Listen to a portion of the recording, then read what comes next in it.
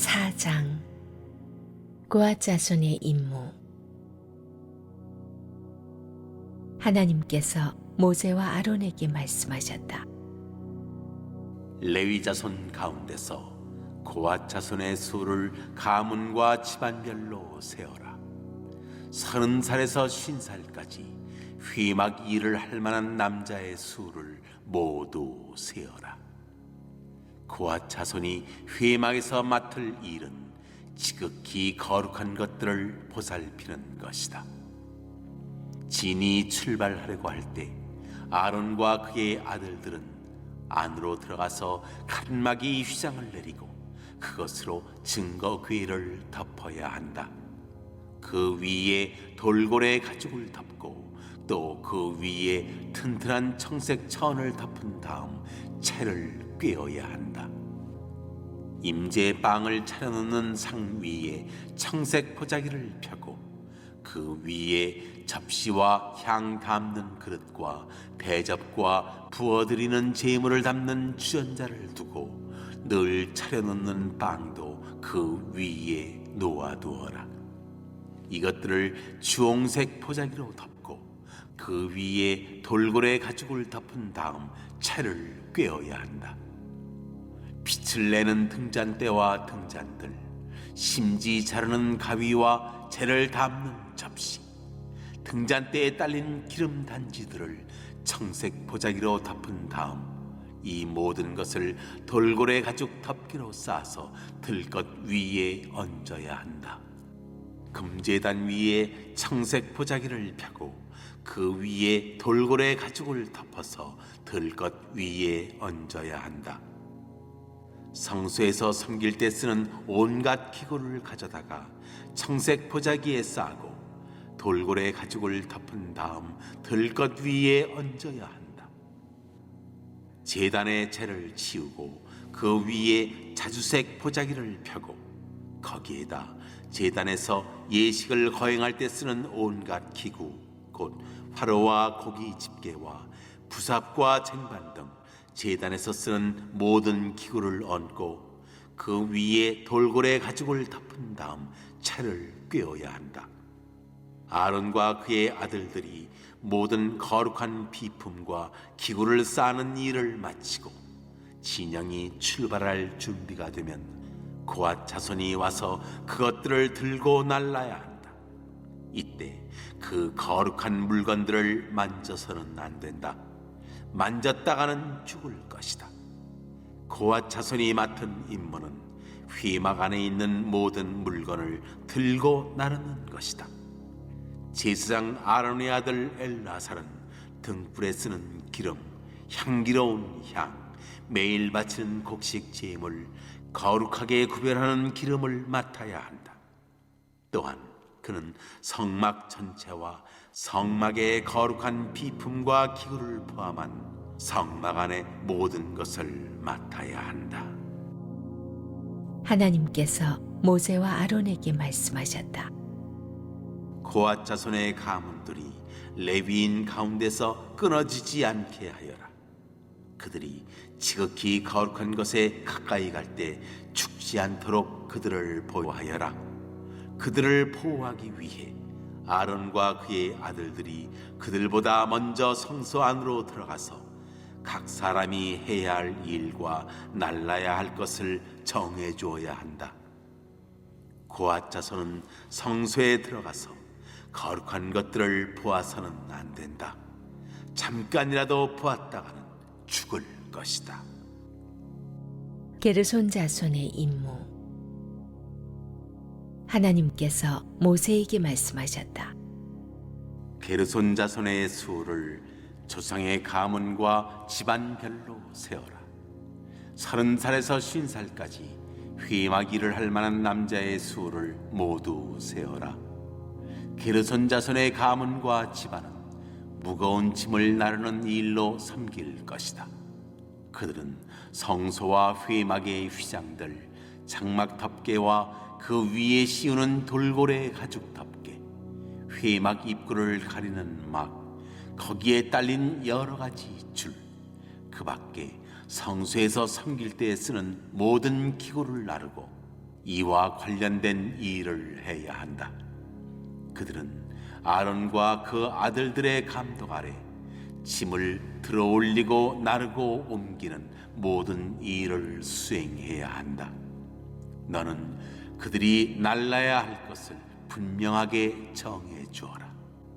이것은 게르손 자손이 회막에서 할 일이다. 제사장 아론의 아들 이다말이 그들의 일을 감독할 것이다. 무라리 자손의 임무. 무라리 자손의 수를 조상의 집안별로 세어라. 30살에서 50살까지 회막일을 할 만한 남자의 수를 모두 세어라. 그들이 회막에서 맡을 일은 성막의 널판과 가로다지, 기둥과 밑받침, 뜰 둘레 세우는 기둥과 밑받침, 장막 말뚝과 여러 가지 줄, 그리고 이것들을 사용하는 것과 관련된 모든 기구를 나르는 것이다. 너는 각 사람이 날라야 할 것을 정확하게 정해 주어라. 이것은 무라리 자손이 회막에서 제사장 아론의 아들 이다말의 감독 아래 해야 할 일이다. 모세와 아론과 회중의 지도자들은 고앗 자손의 수를 가문과 집안별로 세었다. 30살에서 50살까지 회막일을 하러 온 남자의 수를 가문별로 세어보니 모두 2750명이었다. 이는 회막에서 섬긴 고앗 자손의 전체 수다. 모세와 아론은 하나님께서 모세를 통해 명령하신 대로 그들의 수를 세었다. 게르손 자손의 수도 가문과 집안별로 세었다. 30살에서 50살까지 회막일을 하러 온 남자의 수를 가문과 집안별로 세어보니 모두 2630명이었다. 이는 회막에서 섬긴 게르손 자손의 전체 수다. 모세와 아론은 하나님께서 모세를 통해 명령하신 대로 그들의 수를 세었다. 무라리 자손의 수도 가문과 집안별로 세었다. 30살에서 50살까지 회막일을 하러 온 남자의 수를 가문별로 세어보니 모두 3200명이었다. 이는 무라리 자손 가운데서 계수된 사람의 전체 수다. 모세와 아론은 하나님께서 모세를 통해 명령하신 대로 그들의 수를 세었다. 모세와 아론과 이스라엘의 지도자들은 모든 레위인의 수를 가문과 집안별로 세었다. 30살에서 50살까지 회막 운반 작업을 하러 온 남자의 수는 모두 8580명이었다. 모세는 하나님께서 명령하신 대로 각 사람이 할 일을 정해주고 날라야 할 것을 일러주었다. 이것은 하나님께서 모세에게 명령하신 대로 이스라엘 자손의 수를 계수한 이야기다. 세 개의 가문으로 나뉘었던 레위 지파는 각자 고유의 성막 봉사 책임을 맡았습니다. 여기서 직무를 위한 연령 제한과 더불어 각 가문의 성막에서의 핵심적인 임무, 특별히 성막 운반에서의 역할에 대한 상세한 설명이 주어집니다. 현역으로 일할 수 있는 연령은 30세에서 50세까지입니다. 고앗 자손은 성막 내에 비치된 가장 중요한 핵심 기물들을 맡았습니다. 그것들은 각각 법궤, 진설상, 등잔대, 그리고 향단과 더불어 마당에 놓인 놋제단, 물두멍입니다. 법궤는 증거궤라 불리는데 그 안에 증거판이라 불리는 10계명이 새겨진 두 돌판이 놓여 있기 때문입니다. 법궤는 왕이신 하나님의 보좌로 거기에 하나님이 앉아 계시는 물건이죠. 따라서 법궤는 성막에서 가장 중요한 성물입니다. 하나님의 구름 기둥이 움직일 때 이스라엘 진영과 성막이 이동해야 했습니다. 이때 고앗 자손은 우선 가장 중요한 물건인 법궤를 책임지고 운반합니다. 그러나 고앗 자손들이 들기 전에 먼저 제사장들이 법궤를 몇 겹 덮개로 덮어야만 했습니다. 우선 지성소 휘장으로 그것을 덮었으며 이어서 해달 가죽을 다시 덮고 마지막으로 순청색 보자기를 한 번 더 덮었습니다. 흥미로운 것은 지성소 휘장으로 법궤를 1차로 덮었다는 점이죠. 3중으로 법궤를 덮었다는 것은 아무도 법궤를 만지지도 보지도 못하도록 하기 위한 조치임을 알 수 있습니다. 이러한 안전조치는 내성소의 핵심 비품들의 경우도 마찬가지였습니다. 제사장들은 진설상도 그 위에 청색 보자기를 펴서 덮습니다. 이어 그 위에 진설상의 여러 부속 비품들인 대접들, 숟가락들, 주발들과 붓는 잔들을 놓은 뒤 다시 홍색 보자기로 그것들을 덮습니다. 마지막으로 해달 가죽 덮개로 한 번 더 덮었습니다.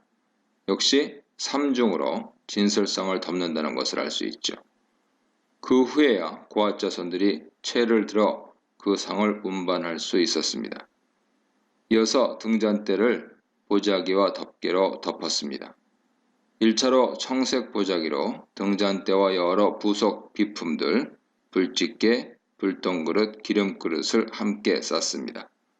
이어서 그것을 다시 해달의 가죽 덮개로 써서 어깨에 메어 들고 다니는 틀 위에 놓은 뒤 운반했습니다. 등잔대는 결국 두 겹 덮개로 덮은 셈이죠. 다음으로 향단을 청색 보자기로 덮고 다시 해달 가죽으로 한 번 더 덮어서 채를 들고 운반합니다. 나머지 그 모든 기구들을 청색 보자기에 싸서 다시 가죽 덮개로 덮어 매는 틀 위에 든 다음 어깨에 메고 운반했습니다. 마당 번제단 운반 역시 고앗 자손 책무입니다.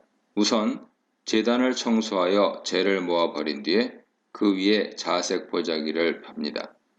그리고 그 보자기 위에 다시 제단 관리를 위한 모든 다른 비품들, 곧 불 옮기는 그릇, 고기 갈고리, 부삽들, 대야들을 놓습니다. 그 비품들을 다시 해달의 가죽으로 덮은 뒤 채를 들어 제단을 옮깁니다. 아마 이때 제단의 불씨는 따로 보관했음이 분명합니다. 제단불을 꺼뜨려선 안 되기 때문이죠. 노수로 제작된 물두멍의 운반에 대해서는 아무런 언급이 없으나 이것의 운반 역시 고앗 자손의 임무였을 것입니다. 놋제단과 마찬가지로 자색 보자기와 해달 가죽으로 덮었을 것으로 보입니다. 이런 방식으로 아론 지도하에 그의 아들들 곧 제사장들은 성막 내 모든 기구들을 몇 겹으로 철저히 덮은 다음 고앗 자손에게 지시하여 운반하게 합니다. 이렇듯 성막의 주요 기물들을 모두 덮은 다음 고앗 자손들이 어깨에 메고 운반합니다. 이때 하나님께서는 왜 이렇게 기물들을 덮어야 하는지 말씀해 주십니다. 그것은 제사장이 아닌 사람이 그런 물건을 만지면 죽기 때문입니다. 이 경고는 17절에서 20절 사이에 반복 강조됩니다. 이때 고앗 자손의 이러한 임무를 총지휘하는 제사장은 아론의 아들 엘르아살이죠. 그 외에도 16절은 엘르아살이 성막 본당 예식에 필요한 모든 것을 책임지며 관리했음을 말해줍니다. 금 등대에 사용되는 등이와 향단에 피우는 향로를 담당했습니다. 또한 거룩한 기름인 관유를 관리했습니다. 그는 또 소제물을 맡았는데 이것이 어떤 소제물인지는 분명하지 않습니다. 안식일마다 교체된 진설병일 수도 있고 제사장들이 매일 아침 저녁으로 번제와 더불어 드린 매일 소제이거나 제사장들이 사적으로 태워서 드린 소제물일 수도 있습니다. 일반 백성 소제물이 아닌 것은 분명하죠. 엘르아살은 나아가 성막 본당, 장막 전체죠. 그 안에 주요 비품들 및 마당의 놋제단과 물두멍, 즉 성막의 모든 주요 비품들과 기구들을 책임졌습니다. 하나님께서는 왜 주요 성물들을 여러 겹으로 덮고 싸야 하는지 더 상세하게 경고와 더불어 재차 강조하십니다. 만일 고앗 자손이 가장 거룩한 비품들을 신중히 다루지 못한다면 그것은 그들의 죽음을 불러일으킵니다. 앞서 말한 대로 만일 그들이 그 성물들을 만지면 죽는데 여기서는 더 나아가 심지어 보기만 해도 죽게 된다는 엄중한 경고가 주어집니다. 따라서 고앗 자손은 사망을 면키 위해 그 성물들을 겹겹이 싸야 합니다. 자격 없는 자가 함부로 그 성물과 접촉하거나 심지어 쳐다보기만 해도 그는 거룩의 기운에 맞아서 죽게 됩니다. 하나님의 거룩이 뿜어내는 위험성은 어찌 보면 잔인하고 사랑의 하나님과 전혀 어울려 보이지 않지만 구약에서는 하나님께서 그러한 방식으로 자신이 어떤 분인지 알려주셨습니다. 21, 28절입니다. 게르손 자손들은 성막의 각종 천막들과 휘장들을 맡았습니다. 본당을 덮은 천막은 총 4장인데 처음 2장은 앙장막들이죠. 첫 번째 것은 청색, 자색, 홍색 실로 짜고 그룹들이 수놓아진 최고급 앙장막이고 두 번째 것은 단순히 염소털 실로 짠 앙장막입니다. 여러 장을 이어서 만든 거대한 2 천막은 회막 전체를 덮기에 충분했습니다. 크기는 두 번째 것이 더 컸기 때문에 첫 번째 것을 완전히 덮을 수 있었죠. 이 둘은 실로 짠 앙장막이었기 때문에 매우 비쌌는데 특히 첫 번째 앙장막은 고가의 염료들로 염색한 대단히 비싼 실로 제작되었습니다.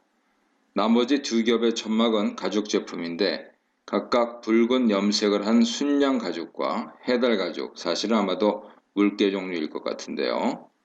해달 가죽으로 만들었습니다. 처음 2 천막은 앙장으로 만든 막이라 비가 새고 바람이 들어올 수 있기에 아마 세 번째 천막인 순양 가죽 덮개가 방수와 방풍을 위해 전체를 덮었을 것으로 추론되고 네 번째 해달 가죽은 장식용으로 지붕에 깔았을 것으로 보입니다. 25절의 휘장문은 지성소 휘장이 아닌 내성소 입구를 막는 막, 즉 내소막이며 26절의 뜰의 휘장문은 성막 입구에 쳐놓은 뜰막을 말합니다. 게르손 자손은 이런 모든 천막들 및 휘장들, 그리고 그것을 설치할 때 필요한 줄, 말뚝 같은 부속 비품들을 운반합니다. 이 일의 총 감독은 아론의 넷째 아들인 제사장 이다말이 맡습니다. 29, 33절입니다. 마지막으로 무라리 자손 임무가 설명됩니다. 그들은 성막 골조를 책임졌습니다. 골조를 이루는 것들은 다음과 같죠. 성막의 본당 벽을 만드는 널판지들, 그 널판지를 고정하는 데 사용된 띠, 내성소 입구와 지성소 앞에 세워진 기둥들과 그 받침들, 뜰의 울타리를 치기 위한 기둥들과 기둥 받침들, 울타리를 치기 위한 말뚝과 줄들, 본당 벽으로 세워주는 널판지들, 그리고 그것들과 더불어 휘장들을 걸기 위해 세운 기둥들은 아래에 받침대들이 끼워져 있습니다. 이 물건들은 대단히 무겁고 양도 많아 운반이 쉽지 않았는데 무라리 족속이 이 일을 맡았습니다. 이 일의 총괄 책임자도 마찬가지로 이다말이었습니다. 이 문단에서는 일의 종류와 나이에 맞게 하나님이 맡기신 대로 리더의 지도를 받으면서에 대해 묵상해 보시기 바랍니다. 34, 37절입니다. 앞서 레위 지파 각 가문별로 인구조사를 하라는 명령과 더불어서 그들이 각자 성막에서 해야 할 일이 할당되었습니다. 여기서 이제 그 레위 지파의 인구조사 통계가 보고됩니다. 우선 고핫 자손의 30세에서 50세 사이 장정은 2,750명입니다. 앞서 살펴본 대로 생후 1개월 이상 고핫 남자는 8,300명이었죠. 이들 진영은 성막 남쪽에 배치되었고 주 임무는 성막 제사와 관련된 핵심 기물들을 관리 운반하는 것이었습니다. 38, 41절입니다. 게르손 자손 중 30세에서 50세 사이의 장정은 2,630명입니다. 생후 1개월 이상 게르손 남자는 7,500명이었죠. 이들은 서쪽, 즉 성막 뒤쪽에 배치되었으며 주 임무는 천막과 휘장들을 관리하고 운반하는 것이었습니다. 42, 45절입니다.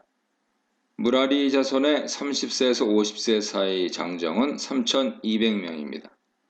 앞서 이들의 생후 1개월 이상 무라리 남자는 6,200명이었죠.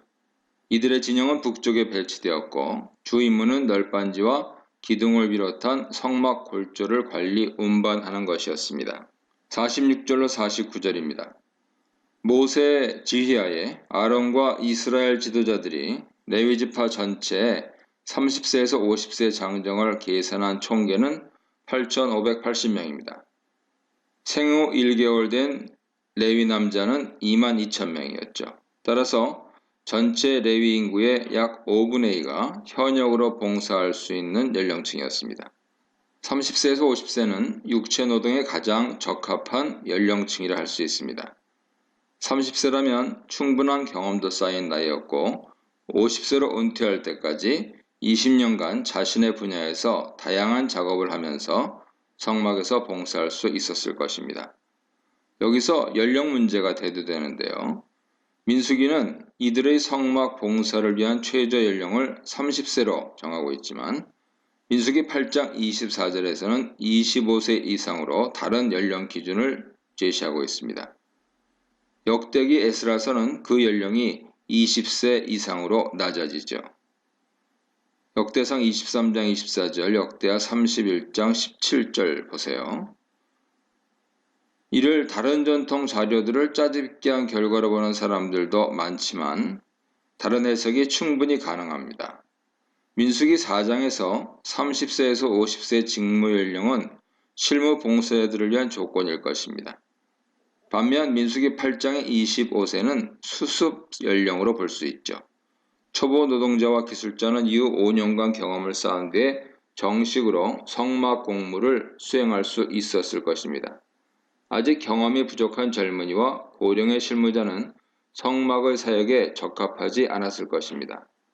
역대기에서 최소 연령이 20세로 바뀐 것에 대해서 랍비들은 수습기간을 5년 더 늘린 결과라고 설명합니다. 즉 광야 시대보다 더 빠르게 25세가 아닌 20세에 수습생이 되었다는 것이죠. 에스라 시대 상황은 또 다른 설명을 필요로 할 수 있습니다. 바벨론에서 귀환한 직후 그 땅의 이스라엘 인구는 매우 적었을 것이고 따라서 성전에서 일할 레위인도 충분한 인원을 확보할 수 없었을 것입니다. 묘하게도 다른 전문 인력은 그리 부족하지 않았습니다. 에스라 2장 36절 이하를 보면 당시 제사장과 성전 문지기, 수중 드는 이들은 모두 4,289명이었습니다. 그러나 레위인은 불과 78명 뿐이었다고 보고합니다. 아마 이때 역대기 관행을 따라 20세 이상 레위인들을 소집했으나 비상 상황이었기 때문에 그들의 수습 기간도 상당히 짧았을 것으로 추론됩니다. 이와 같이 구약 율법은 매우 엄격했지만 자주 유연성 있는 조정이 이루어지는 것을 발견할 수 있습니다. 6월절이 1월 14일로 제정되었으나 민수기 9장 6절 이하에서는 장례식을 치러 몸이 부정해진 사람이 6월절에 참석하지 못하게 되자 2월 14일에 두 번째 6월절을 지킵니다. 장거리 여행을 다녀온 사람이나 전쟁터에서 돌아온 사람들도 이런 유형에 해당될 수 있겠죠. 레위인은 이스라엘의 모든 장자를 위해 구별되어 성직을 위해 성전에 봉사됨으로써 12지파에서 제외되었습니다. 그들은 성전 봉사를 감당했으며 성막을 감시했습니다. 특별히 만일 성막에 누군가 무단 침입을 하면 레위인들이 그를 저지하여 죽여야 했습니다. 또한 그들은 전병을 구웠으며 성막 바깥의 주변을 청소하고 관리하는 일을 맡았습니다.